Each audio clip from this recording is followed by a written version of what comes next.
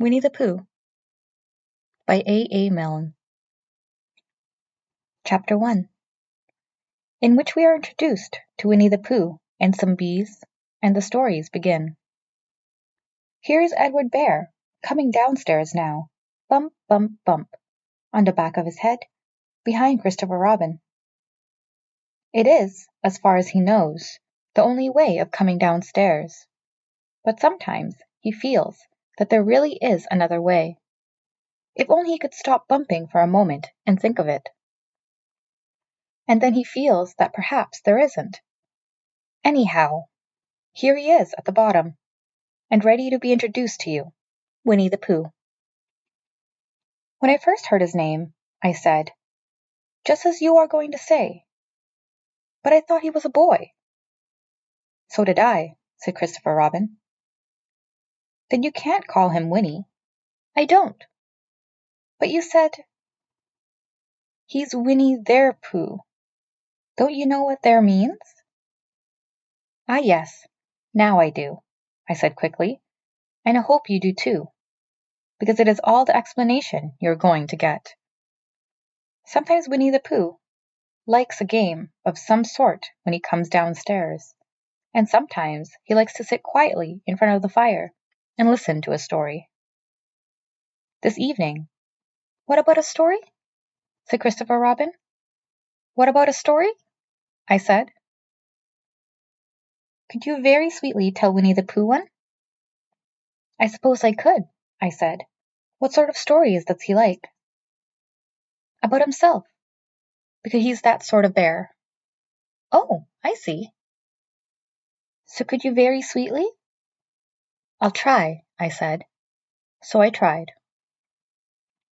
Once upon a time, a very long time ago now, about last Friday, Winnie-the-Pooh lived in a forest all by himself, under the name of Sanders. What does under the name mean? Asked Christopher Robin. It means he had the name over the door in gold letters and lived under it. Winnie-the-Pooh wasn't quite sure, said Christopher Robin. Now I am, said a growly voice. Then I will go on, said I. One day, when he was out walking, he came to an open place in the middle of the forest, and in the middle of this place was a large oak tree, and from the top of the tree there came a loud buzzing noise. Winnie-the-Pooh sat down at the foot of the tree and put his head between his paws and began to think. First of all, he said to himself, that buzzing noise means something. You don't get a buzzing noise like that, just buzzing and buzzing, without its meaning something. If there's a buzzing noise, somebody's making a buzzing noise. And the only reason for making a buzzing noise that I know of is because you're a bee. Then he thought another long time and said, and the only reason for being a bee that I know of is making honey. And then he got up and said, and the only reason for making honey is so I can eat it. So he began to climb the tree. He climbed and he climbed and he climbed, and as he climbed he sang a little song to himself. It went like this. Isn't it funny how a bear likes honey? Buzz, buzz, buzz. I wonder why he does. Then he climbed a little further, and a little further, and then just a little further. By that time he had thought of another song. It's a very funny thought that, if bears were bees, they'd build their nests at the top of trees. And that being so, if the bees were bears, we shouldn't have to climb all these stairs. He was getting rather tired by this time, so that is why he sang a complaining song. He was nearly there now, and if he just stood on that branch, crack! Oh, help! Said Pooh, as he dropped 10 feet on the branch below him. If only I hadn't, he said, as he bounced 20 feet onto the next branch. You see, what I meant to do, he explained, as he turned head over heels, and crashed onto another branch 30 feet below. What I meant to do... Of course it was rather, he admitted, as he slithered very quickly through the next 6 branches. It all comes, I suppose, he decided, as he said good-bye to the last branch, spun round 3 times, and flew gracefully into a gorse bush. It all comes of liking honey so much. Oh, help! He crawled out of the gorse bush, brushed the prickles from his nose, and began to think again. And the first person he thought of was Christopher Robin. Was that me? Said Christopher Robin, in an awed voice, hardly daring to believe it. That was you. Christopher Robin said nothing, but his eyes got larger and larger, and his face got pinker and pinker. So Winnie-the-Pooh went round to his friend Christopher Robin, who lived behind a green door in another part of the forest. Good morning, Christopher Robin, he said. Good morning, Winnie-the-Pooh, said you. I wonder if you've got a thing as a balloon about you. A balloon? Yes, I said to myself coming along, I wonder if Christopher Robin has such a thing as a balloon about him. I said it to myself, thinking of balloons and wondering. What do you want a balloon for? You said. Winnie-the-Pooh looked round to see that nobody was listening, put his paw to his mouth, and said, in a deep whisper, Honey. But you don't get honey with balloons. I do, said Pooh. Well, it just happened that you had been to a party the day before, at the house of your friend Piglet, and you had balloons at the party.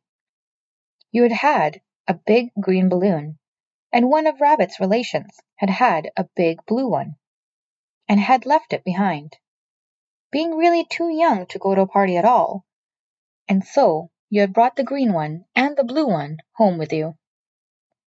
Which one would you like? You asked Pooh. He put his head between his paws and thought very carefully. It's like this, he said. When you go after honey with a balloon, the great thing is not to let the bees know you're coming. Now, if you have a green balloon, they might think you are only part of the tree and not notice you.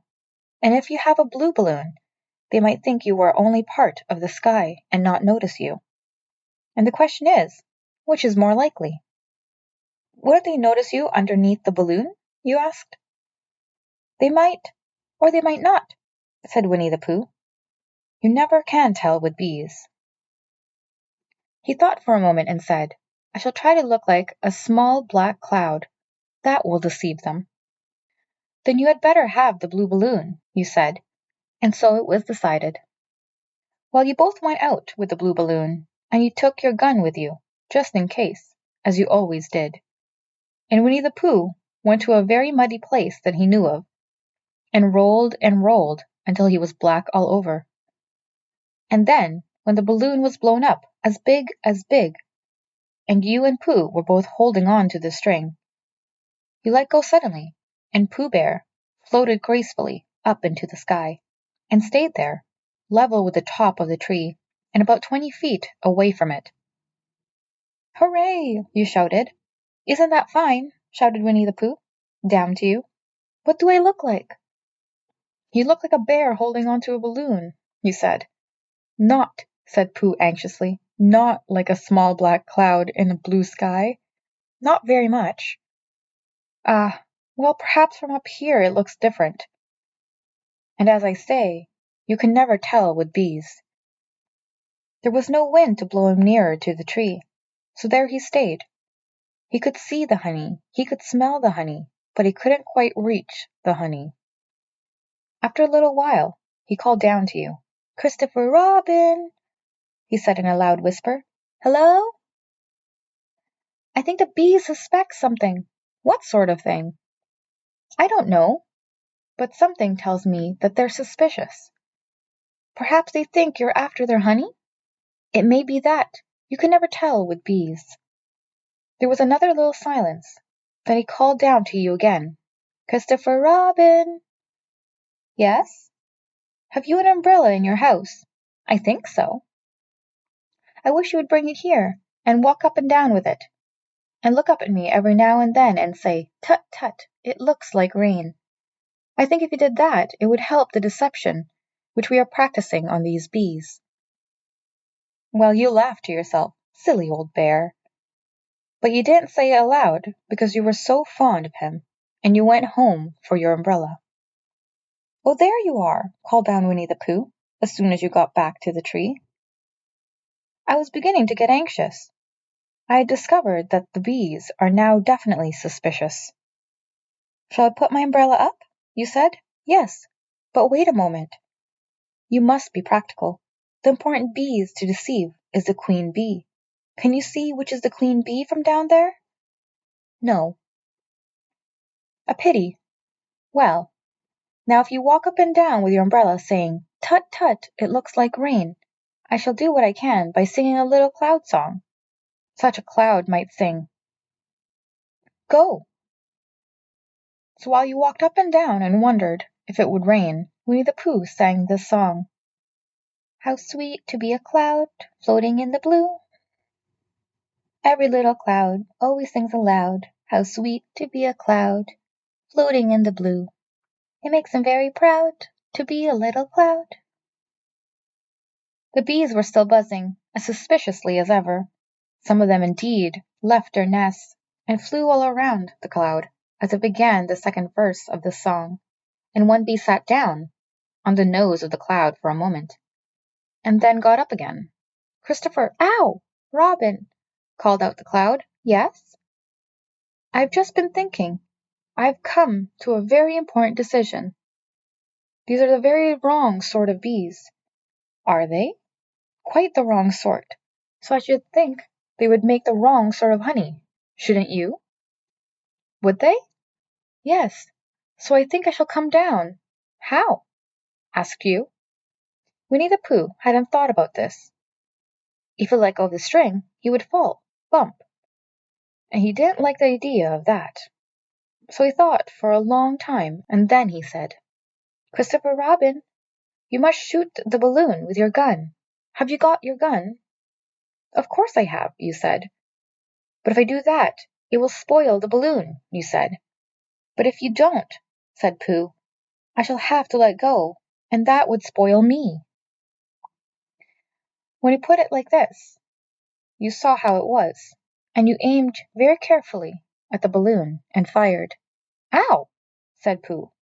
"Did I miss?" you asked. "You didn't exactly miss," said Pooh, "but you missed the balloon."